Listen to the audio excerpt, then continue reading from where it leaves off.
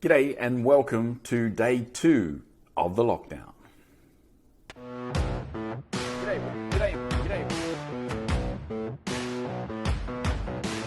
Just to be clear, it's lockdown here in Malaysia, as in people sort of encouraged to stay at home.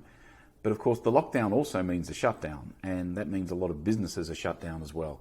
And certainly a lot of our partner hotels have already closed. I think all of them here in Malaysia have certainly shut down, all the spas at least. A number of other countries around the world have been doing the same, of course, and a lot of people are on lockdown globally now. The interesting thing for me, I guess, is dealing with all of the staff issues that happen around that, because we've got people across, I think we've got 17 countries we operate in. We've got staff working away from home, stuck on remote islands in the Maldives and these kind of places. They're on lockdown. They can't necessarily get home. Some want to get home, some can't get home. And we're now being told by a number of our resorts that, or at least some of our resorts, that they're potentially going to close for a couple of months now, not just for the 2 weeks or for even the month. They're closing for maybe 2 or 3 months, whether that's because the business is low or because they've decided to now do a major renovation. And so we've got situations we're facing now in multiple countries where we've got a bunch of staff over there that don't need to be there anymore, but they can't necessarily get home.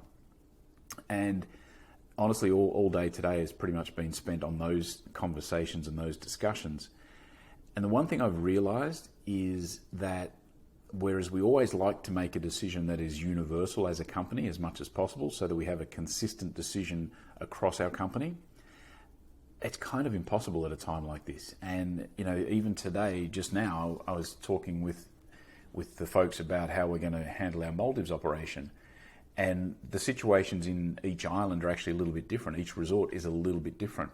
And so whilst we can try and have a regular, consistent, themed policy across the board, there's no guarantee that's going to apply to everybody. So I think the one lesson that is really coming to me today out of this crisis in terms of dealing with it from a management point of view and a staffing and employment point of view is that you've got to make one decision at a time, and you've got to make it based, I think, on the individual circumstances that present. You know, we always like to obviously try and plan months in advance. We can't do that right now. We're talking about, you know, can we send people on unpaid leave? We don't want to do that. I know some companies, a lot of companies have to do that. There's no choice. And at some point, we're probably going to be faced with that too if this goes on much longer.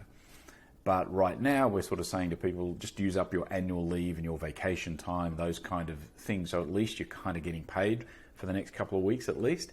And that then hopefully in a couple of weeks' time, we have more clarity about what to do, because the problem we're facing now is trying to make a decision about what we do today and then what the knock-on impact of that is going to be in 2 weeks, 3 weeks, 3 months.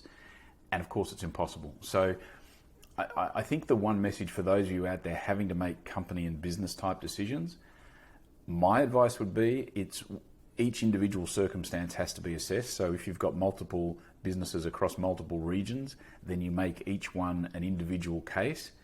And, you know, if you've got multiple countries involved like I have, again, I think you've just got to treat each country as its unique set of circumstances and decisions and make the decision that you need to make today for what you can see ahead. So if you know you're on lockdown for 2 weeks, make a decision based on those 2 weeks only. Don't worry about what happens when the hotel opens in 2 weeks, because it may not open in 2 weeks. It might open to 80% occupancy. Probably not. It's going to open to 20, 30% occupancy. So make the decisions today that you can clearly, for which you have as much reasonable information as you can. You're not going to get all the information to make a decision right now. You've got to make the best decision you can. You've also got to be prepared to change that decision tomorrow, potentially, which is the tough bit. Because we've made decisions today that I've got not a lot of confidence that they're going to be in place in, you know, at least 2 weeks. They might hold out for the next couple of days, but then in a couple of weeks' time, they might change. And that's not even talking about the financial reality yet. I mean, at some point, like all companies, we run out of money, right? I mean, at some point, if the money's not coming in and we keep spending it, something's going to have to give. So right now, we're making decisions the best that we can do based on what we know is happening today and what we know is going to happen over the next week or 2 weeks. If we don't know, we're not going to assume, and we're certainly not going to try and make decisions based on a 2 or 3 month window. We have to make a decision based on what we know today. So that would be my advice for you out there trying to make business decisions. No easy decisions to make, no right decisions to be made right now. You can just make the best decision you can. Alrighty, that is it for today. I do thank you for your time, and I will be back again tomorrow. See ya. We have some trouble, but when you worry, you make it.